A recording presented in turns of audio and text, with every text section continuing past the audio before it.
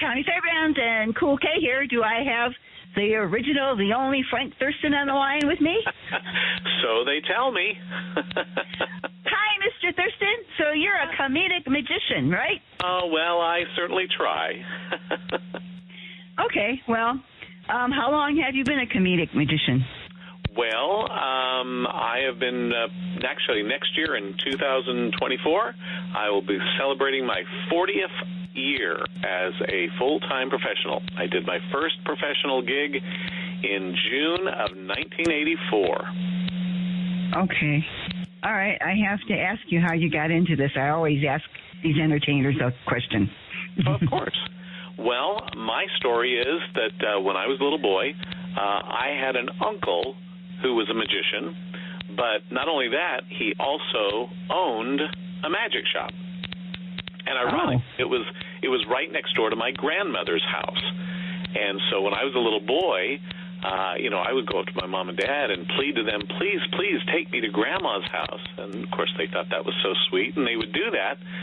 But, of course, once I got to Grandma's house, I would go in, give her a kiss on the cheek, say hello, and I made a beeline next door to the magic shop.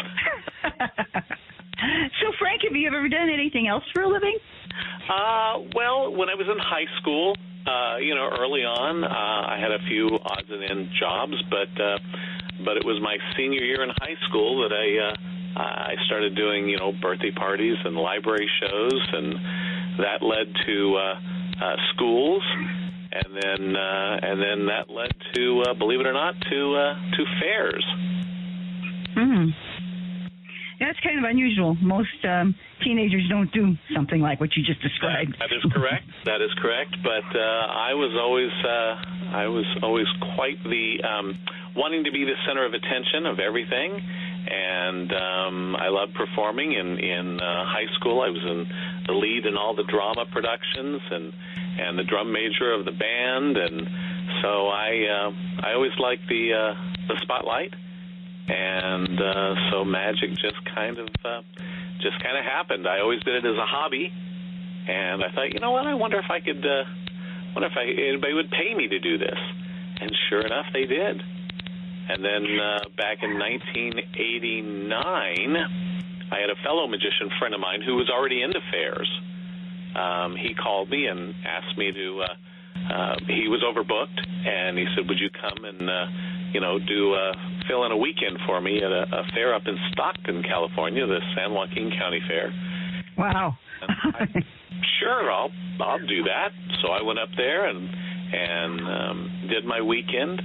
And when I was done, the entertainment coordinator came over to me and said, "Wow, you did a really nice job. I'm very impressed. You're very family friendly and squeaky clean, and most importantly, you weren't a pain in my ass." That's important. Very important. I've come to find out. And how would you like to do maybe a couple more fairs for me next year? I said, "Sure, I'd love to." Well, the following year, they gave me a couple of fairs, and by the third year, I had their whole stable. I was working all the fairs they had. So, it's been amazing. I absolutely love the fair life. It's certainly, of course, not for everybody, but some of my best friends and some of the best people I've ever met are in this industry. Mm-hmm. Right, and I've talked to a good share of them. Oh, I'm sure you have. Absolutely.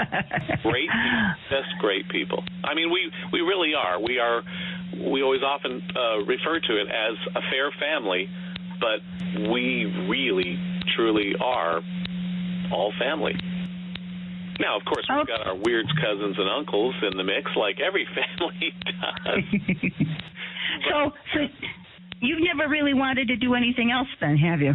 No, magic has always just been fascinating to me. I've always loved it. I just, I'm a big kid. I collect toys and magic apparatus, and I'm a big, sci-fi nerd with Star Wars and all that stuff. So I've just really never grown up. I don't feel my age. I certainly don't act my age. And I think it's all due to what I do for a living. Hey, Frank, are you a married man? I am. I absolutely am. Yep. Happily married for almost, oh gosh, you put me on the spot. I think it's going to be 28 years. 28, 29? 29, I think, this next year, yeah. And we have 2 beautiful daughters that are now grown and in their 20s. So, yeah. So what do they think of this? Well, they love it. I mean, they went through a phase where, it wasn't quite, they were all little. It was always like, hey, Dad, why don't you come to school and perform for my friends? And, of course, I always did. And then when they got into, late junior high, it was kind of like, well, maybe you not come this year. You go through that, it's not quite cool phase. But then they came back around, and they love it once again. So have you performed primarily just in California? I am West Coast based. Yes, I really, and I think a lot of that had to do with 2 things. Number one, I don't like to drive. I'm anything long distance. I'm just not a good driver. I'm the kid in the back seat saying, "Are we there yet?" But I'm the one driving.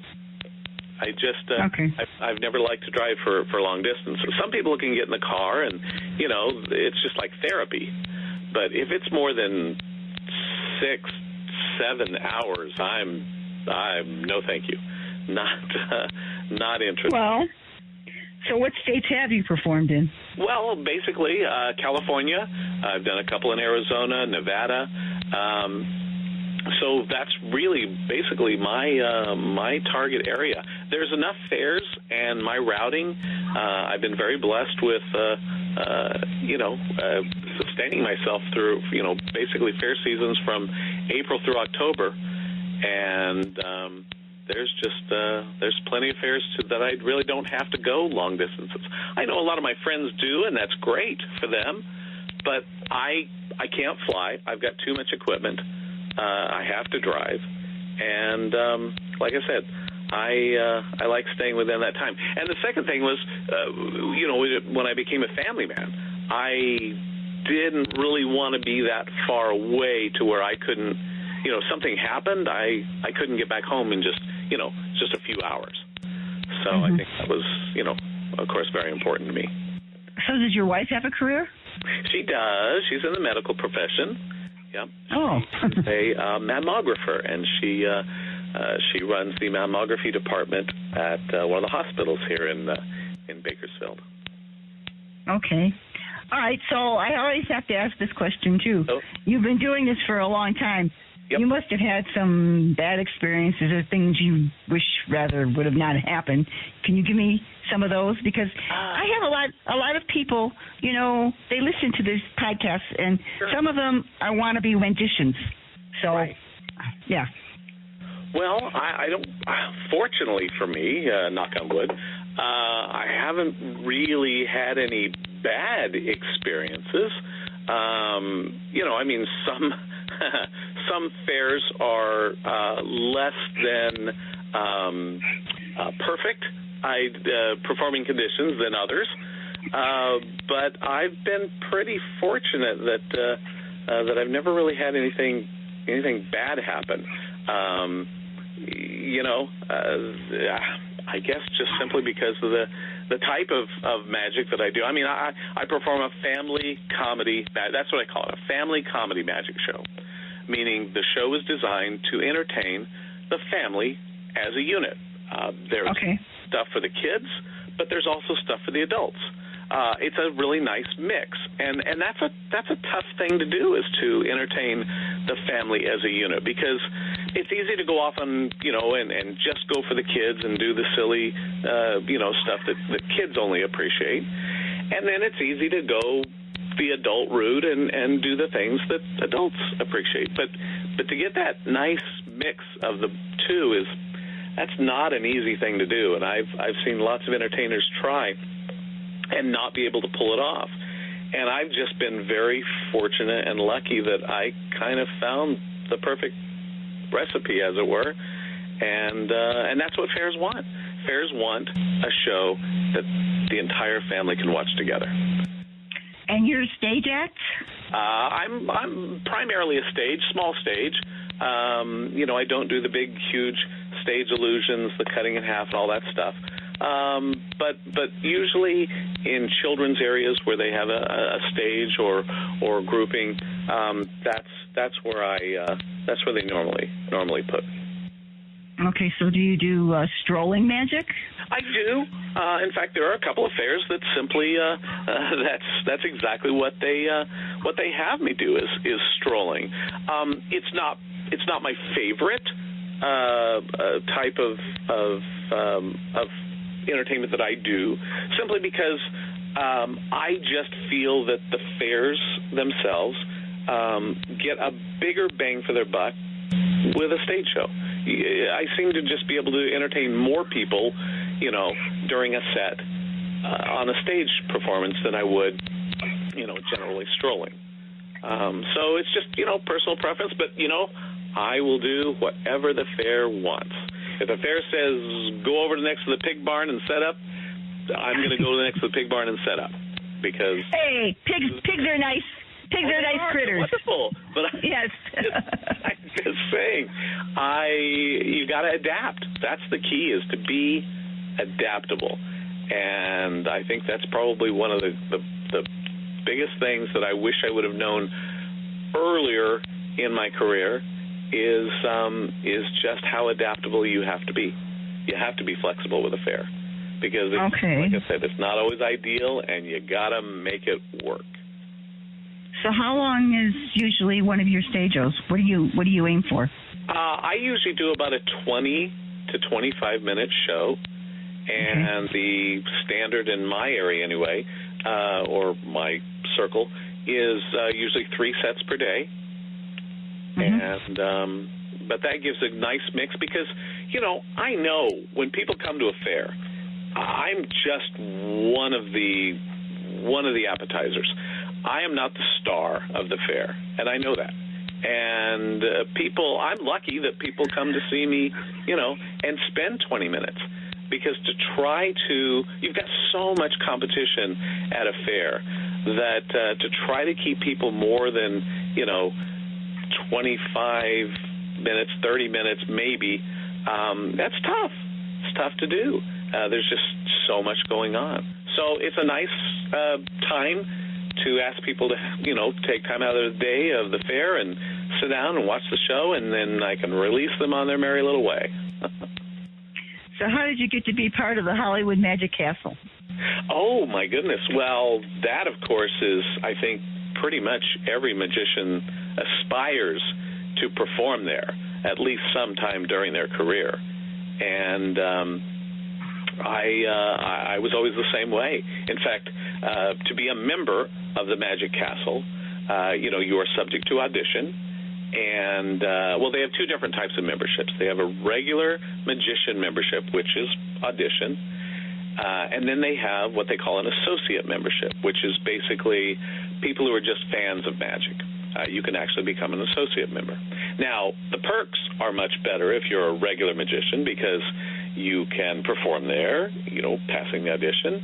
You can go into the library, which the associate members cannot go to, where all the secrets are kept. Anything where secrets are exposed or have the potential to be exposed, you have to be a regular magician member. So that's the best type of membership to be. So on my 21st birthday, I was there, and I had my application already turned in, and I was ready to go. In fact, this is a funny story. I actually got a fake ID, because to go to the Magic Castle, you have to be, unless you go on the weekends for the brunch. That's the only time children are allowed. Normally during the nighttime, it's 21 and over. That's it. You can't be under 21. So I actually got a fake ID early in my career when I was about 19, and it was simply so I could go to the Magic Castle. Now, I didn't drink, didn't break the rules. I just got in the door. And then on my 21st birthday, we actually celebrated it there at the castle. I had several of the hosts and employees that worked there walking by as we're celebrating. They're going, wait a minute, what? How old are you tonight? You've been coming here 2 years and you weren't really 21? It's like, well, too late now. So, yeah, it's like the headquarters of magic of the world. Okay. Everybody, everybody who's somebody has performed there since they opened in 1963. So. Okay. Yeah, so, are there places you would like to perform that you haven't had the opportunity? Oh my goodness! That's interesting. The castle was always number one, and I perform there on a regular basis, usually about 3 to 4 times a year. In fact, I will be back there first or second weekend of December 9th and 10th. I will be back performing at the Magic Castle. I always wanted to perform at Disneyland. I think was one of the things that I wanted to do. But back at that time, when I was able to do that, or would have been able to do that, they still had the no facial hair rule, no long hair, no facial hair for men. And so I never got to perform in the park. They've since done away with that. But I don't know, maybe Disneyland someday. That would be kind of cool, just to say I performed there. I've done performances for things outside the park itself for the Disney company, but never actually in the park itself. So I think that would be cool. So why are you a comedic magician? Not all the magicians I've interviewed are comedic. I don't really necessarily, like I said, I don't really call myself a comedic magician.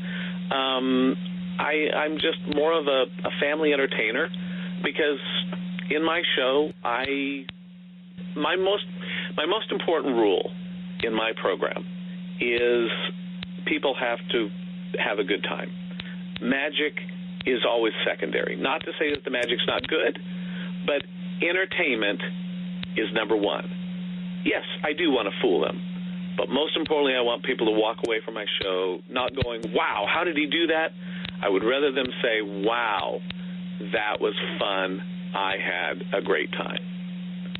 So I think that's just, I started off early in my career. I wanted to be David Copperfield, of course, and I used to do the big stage illusions. But I quickly found out that there is only one David Copperfield, and for a very good reason. Everything else is just a poor copy. And so I had to try to find my own style, my own, way to perform. And I just gravitated towards kids. I mean, kids and families are so fun to perform for. You get instant reaction from them all the time. Kids are brutally honest. They'll tell you. You'll know right away if they like something or they don't like something. And it's just, there's nothing like seeing a kid's face light up and laugh. And, when you have a big audience, it's just infectious. And, there's just nothing like it. I mean, that's why we do this. So when you perform, you bring everything that you need? Yes, generally.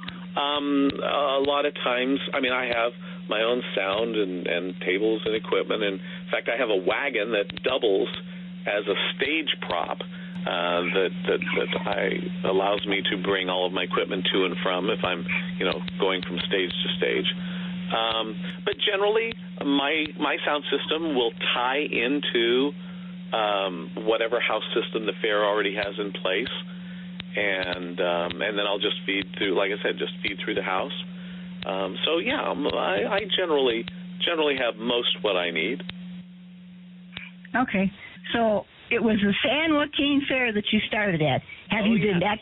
The San Joaquin County Fair, 1989. Have you been back there? I have actually not. The fair, The fair has recently, I think, come back or come back in a different capacity. They had some management or something going on there for quite a few years, and so they didn't hold the fair for a while. Okay. And it's also during a time when I have since found other fairs in their place that I've been doing for many, many years. Some of the fairs that I've been doing for multiple years. The Orange County Fair in Costa Mesa.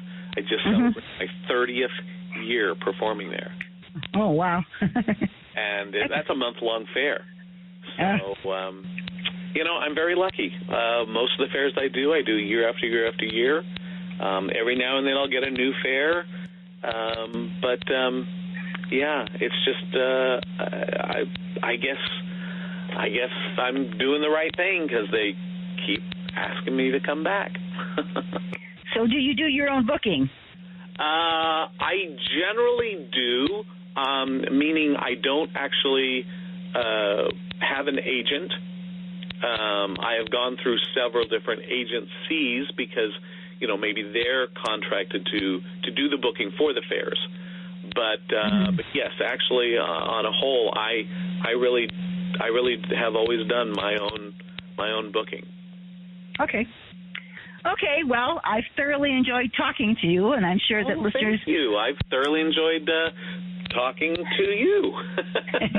I'm sure our listeners love hearing what you have to say, and I have a lot of people listen, and especially a lot of aspiring magicians, certainly. Oh yeah. Well, it's like I said, it's the fair business is not for everybody, but if you get a taste of it and you like it and you're good at it, it can be a very, very lucrative career and a lot of fun. And like I said, you'll meet some of the best people in the world. I guarantee that. Okay. Well, thank you very much, Frank.